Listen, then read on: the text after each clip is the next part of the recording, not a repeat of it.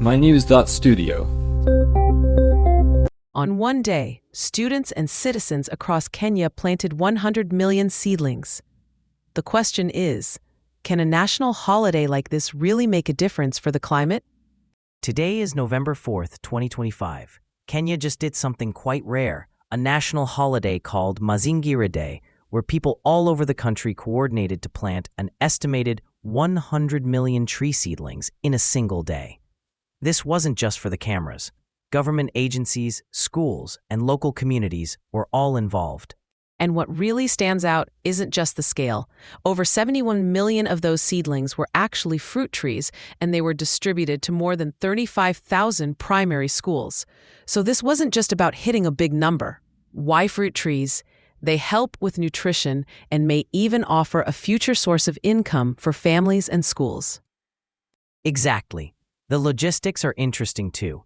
The Kenya Forest Service and the Kenya Forestry Research Institute provided free seedlings and managed distribution, but they also encouraged alumni and communities to donate extra seedlings, so it became a real group effort.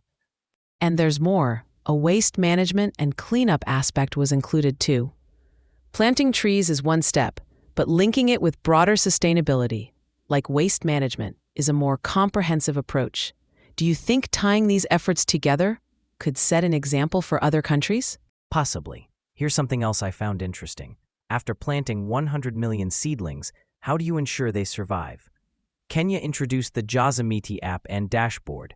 Anyone involved, students, teachers, community leaders, can log what they've planted and monitor seedling survival over time. The data is checked every 4 months. So it's not just plant and move on. Local chiefs, schools, community leaders, they're all responsible for ongoing care, with technical support from the Kenya Forest Service.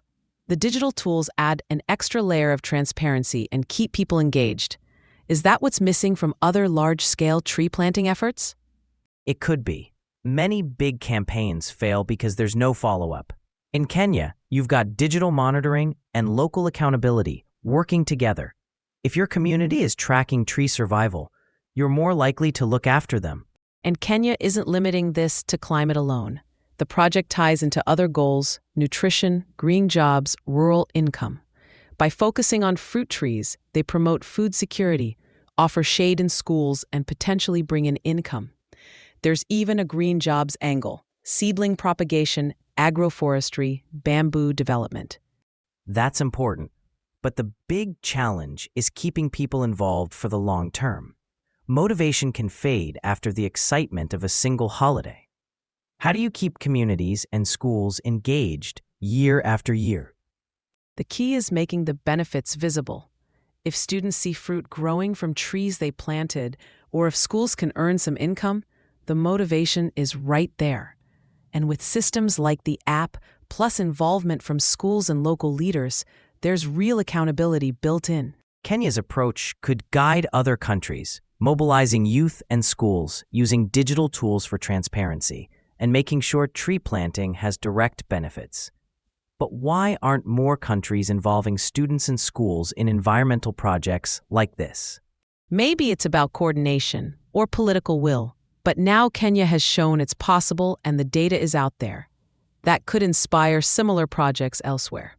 With deforestation, loss of biodiversity, and climate change top of mind, Kenya's example shows that when government leads, communities engage, and economic benefits are included, you can get real progress. Does this mark a change in how we think about climate action? It definitely challenges the idea that climate solutions are always slow or out of reach. With a solid plan, leadership, and buy-in from communities, large-scale action is possible. So we come back to the question, 100 million seedlings in a day. Can a holiday make a difference? Kenya's Mazingira Day suggests it can. Thanks for joining us as we explored Kenya's tree planting holiday, their strategies for long-term care, and why these efforts matter on a global scale. If you're interested in more stories about climate action worldwide, stay with us for our next episode. Thank you for tuning in. This episode was powered by mynews.studio. Give it a try for free.